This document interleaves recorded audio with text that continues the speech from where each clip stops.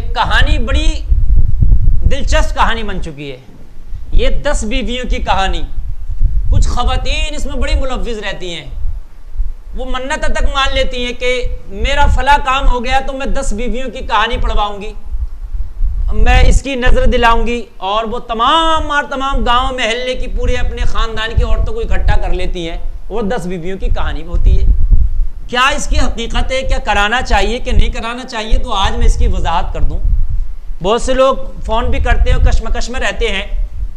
देखिए, ये 10 बीवियों की कहानी की कोई हकीकत नहीं है, ना कहीं से ये साबित है, ना इसकी कोई हकीकत है, और ना इस कहानी में कोई कहानी है। आप 10 बीवियों की कहानी पढ़ें, पूरी कहानी में कोई कहानी नहीं है। बस ये उसमें क्या बताते हैं कि वो उसकी मन्नत पूरी हो गई थी तो उसने वो 10 बीवियों की कहानी कराई। तो 10 बीवियों की कहानी जब कराई तो उसने अपने शौहर को वो लड्डू दिए खाने, तो उसने मना कर दिया। फिर तो क्या था कि वो हर चीज़ में उसको सूड़ी और खाना सड़ा गला नजर आता था, खाया नहीं जाता था। फिर उसके बाद उसने तौबा करी, तौबा करके फिर वो 10 बीवियों की कहानी की नज़र कराई, 10 बीवियों की कहानी उसने कराई, तो फिर वो सब कुछ ठीक हो गया। तो इसमें कहानी कहाँ 10 बीवियों की? कोई कहानी नहीं है 10 बीवियों की। वो तो यह है कि उसने मना, किस चीज़ को मना कर दिया, भाई क्या है 10 बीवियों की कहानी? तो इसमें कोई कहानी भी नहीं है, एक मनगढ़ंत चीज़ है।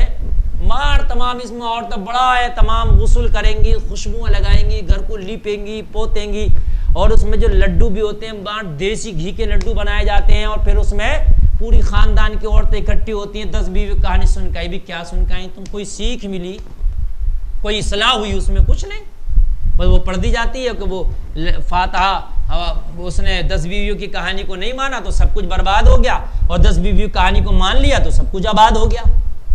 तो ये क्या है? ये कुछ नहीं है।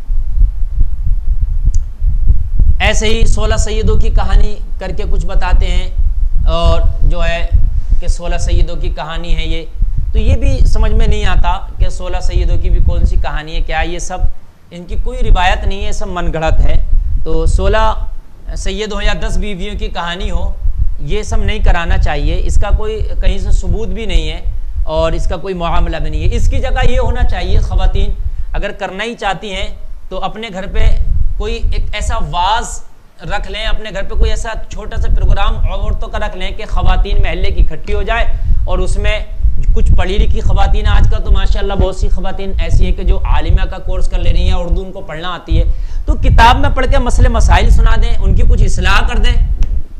भाई औरतें इकट्ठी हो गई, या नबी की सीरत पढ़ के सुना दें, फातिमा तो ज़हरा की सीरत सुना दें, उनकी सीरत पे कुछ गुफ्तगू हो जाए, नबी की सीरत पे कुछ गुफ्तगू हो जाए, कुछ मसले मसाइल हो जाए, गुस्ल का तरीक़ा, वज़ू का तरीक़ा, पाकी नापाकी के मसाइल औरतों के ये बता दिए जाए, तो ये बेहतर है, उसमें सीख भी मिलेगी। लेकिन ये 10 बीवियों की कहानी, ये सब जो है कहीं से साबित नहीं है। अल्लाह ताला इन सब खुराफातों से हमारी हिफाजत फरमाए।